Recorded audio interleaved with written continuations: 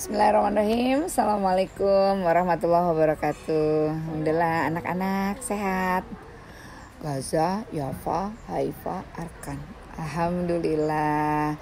Puji syukur kehadirat Allah, kita bisa bersama-sama lagi mengikuti Sirah Nabawiyah untuk anak-anak. Seneng gak?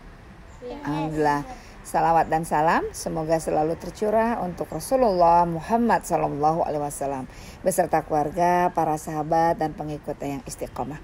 Mudah-mudahan kita termasuk di dalamnya. Amin ya rabbal alamin. Rasulullah mengatakan, ajari anakmu mencintai Allah, mencintai Rasul dan mencintai Quran. Jadi mudah-mudahan dengan mendengarkan kisah dari Gros Muti Sita, ya, kalian akan mencintai Rasulullah. Insya Allah ya. Siapa yang ingin bersama Rasul di surga? Siapa yang ingin bersama Rasul di surga? Gaza? Arkan? Yafa? Alhamdulillah. Haifa? Alhamdulillah. Sekarang kita coba yuk, melihat yuk bagaimana orang yang paling dicintai Allah ini ya memiliki sifat yang sangat sabar. Ada gak sabar? Arkan sabar gak? Sabar? Gaza sabar gak? Kadang sabar, kadang tidak. Ya, Yafa? Gaza? Haifa? Enggak sabar. Yafa? Ya, sabar itu berat. Karena itu Rasulullah pernah mengatakan orang yang paling kuat itu bukan orang yang ototnya besar, tapi orang yang paling sabar. Itu sebenarnya orang yang paling kuat. Ya, suatu saat Rasulullah SAW ditagih hutang nih oleh orang Yahudi. Menagih hutangnya kasar sekali gitu, ya, sampai Rasul diiniin seperti itu. Wah, sahabat marah. Sahabat Umar bin Khattab, wah, aku akan bunuh ini si Yahudi ini kalau sampai berani menyakiti Rasulullah. Tapi Rasulullah sabar dan mengatakan, Umar, ya, jangan. Lebih baik engkau menasihati aku untuk ingat membayar hutang, dan engkau menasihati si Yahudi tadi untuk menagih hutang dengan lebih baik, dengan lebih lembut. Seperti itu. Masya Allah. Kemudian yang keduanya ya, masih mau dengerin gak nih Rasul sabar? Jadi Rasul sabar padahal orang itu kasar. Suatu saat ya, Abu Bakar As-Siddiq bertanya kepada anaknya Aisyah, ibu Ummul Mukminin, ibu Aisyah radhiyallahu anha. Siapa ibu Aisyah? Istri siapa? Istri Rasulullah, ya. Ya Aisyah, katanya nanya kepada putrinya nih, Abu Bakar bapaknya Aisyah. Amalan Rasulullah yang mana yang belum aku coba ikuti? Jadi beliau tuh selalu mencoba mengikuti semua tingkah laku, amal, ya, perilaku, perbuatan, semua yang dikerjakan Rasulullah ditiru oleh sahabat Abu Bakar As-Siddiq. Ummul Aisyah mencoba mengingat-ingat karena hampir semua sudah diikuti oleh sahabat Abu Bakar. Oh ya, ada satu, kata Ummul Aisyah. Tiap pagi habis sholat subuh Rasulullah ke pasar, lalu membeli roti dan menemui seorang kakek Yahudi. Jadi ini orang bukan Islam ini padahal, ya. Kemudian Rasulullah menyuapi kakek tadi dengan roti. Oh, gampang, kata Abu Bakar. Aku juga bisa mengerjakan. Esoknya pagi-pagi langsung langsung Abu Bakar As-Siddiq ke pasar, ya, membeli roti. Kemudian mencari mana kakek itu ya. Itu kakek Yahudi pengemis yang lagi duduk di sudut pasar.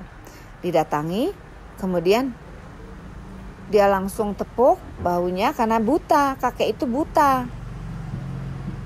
Langsung disuapi rotinya itu, diberikan ke tangannya. Ini roti buatmu. Tiba-tiba kakek itu, bukan kamu. Bukan kamu yang aku tunggu-tunggu berhari-hari ini, aku menunggunya. Aku merindukannya. Dia tidak pernah meletakkan roti di tanganku. Dia menyuapinya dengan tangannya dan langsung ke mulutku. Bahkan ia mengunyahnya lebih dulu agar lebih lembut dan kemudian menyuapiku. Menangislah Abu Bakar As-Siddiq, menangis sedih karena terbayang kebaikan hati Rasulullah. Sehingga kemudian Abu Bakar mengatakan, orang yang kau cari-cari sudah tidak ada. Kaget ya. Kemana? Dia sudah meninggal dunia. Siapa dia? Dia tidak pernah mengatakan kepadaku siapa dia sebenarnya. Dia adalah Rasulullah Muhammad SAW. Wah, terkesiap si kakek tadi. Muhammad, padahal aku selalu memaki-makinya. Jadi sambil disuapin, Muhammad Majnun, Muhammad gila, seperti itu, Muhammad tukang sihir. Tapi sambil terus disuapi. Coba nih misalnya nih Muti nyuapin Yafa. Lalu Yafa bilang Muti jelek, pasti agak disogrok-sogrok sedikit ya. Bilang Muti jelek ya. Tapi subhanallah Rasulullah tetap menyuapi dengan lembut, padahal Muhammad itu tukang sihir, Muhammad itu orang jahat. Masya Allah, sabar ya. Menangislah. Akhirnya apa yang terjadi? Kakek Yahudi tadi masuk Islam dan bersyahadat, asyhadu alla ilaha illallah wa asyhadu anna Muhammadar Rasulullah. Kesabaran Rasulullah menjadi jalan hidayah. Biarkan ya buat kakek tadi. Kakek tadi tersentuh sekali kebaikan Nabi Muhammad.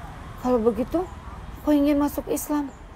Karena ia orang yang penyayang. Walaupun aku memaki-maki, dia tetap menyuapiku dengan lembut dan tak ada yang bisa menggantikannya. Masya Allah.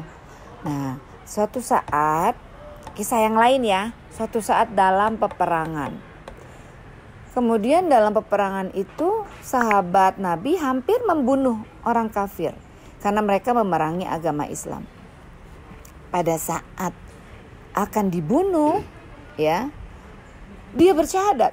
Asyhadu alla ilaha illallah wa asyhadu anna Muhammadar Rasulullah.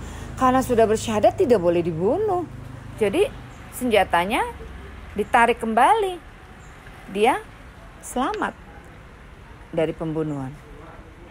Kemudian mereka menyampaikan kepada Rasulullah, ya Rasulullah, dia bersyahadat karena dia tidak ingin dibunuh.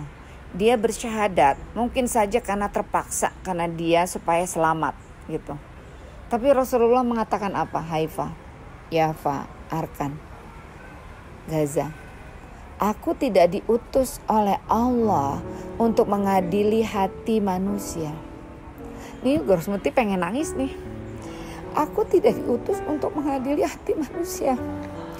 Wa ma arsalnaka illa rahmatan lil alamin. Al-Anbiya 107. Tidaklah aku diutus melainkan menjadi rahmat, kasih sayang buat seluruh alam. Jadi walaupun orang itu kafir dan dia bersyahadat, di saat dia mau dibunuh, Rasul mengatakan kita tidak boleh mencurigai hatinya. Aku tidak bisa mengadili hati manusia. Hanya Allah yang tahu hati dia. Hanya Allah yang tahu hati manusia. Jadi kita melihat syahadatnya bahwa dia muslim. Sahabat pun terdiam. Ya, hanya Allah yang tahu niat seseorang. Ya, hanya Allah yang bisa mengetahui isi hati manusia.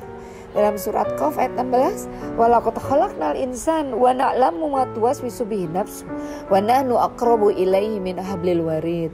Kamilah yang telah menciptakan manusia, kami tahu apa yang dibisikkan hati manusia karena kami lebih dekat kepadanya dari urat lehernya. Masya Allah. Rasulullah sangat sabar. Nah, kisah terakhir untuk kali ini adalah tentang seorang Arab Badui. Dia belum muslim, dia belum mengerti bahwa toharoh itu apa, bersuci itu apa, berwudu itu apa, datang ke masjid bagaimana, masjid itu tempat yang suci dan hanya orang-orang yang bersih yang datang ke masjid. Arkan kalau ke masjid berwudu dulu, Gaza juga, ya. Nah kemudian orang Arab Badui tadi masuk ke masjid, tahu-tahu datang ke sudut masjid, buang air kecil. Dia buang air kecil di sudut itu. Kaget sahabat. Di masjid buang air kecil. Ini tidak menghormati masjid. Itu najis, itu kotor, ya.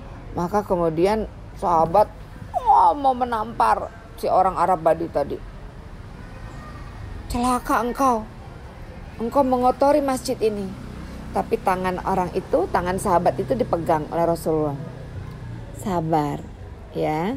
Kemudian Rasul menerangkan kepada orang Arab Badi tadi, tempat ini masjid, tempat orang sholat, dia harus suci, bersih dari najis. Sementara buang air kecil, air seni yang kamu keluarkan itu adalah najis.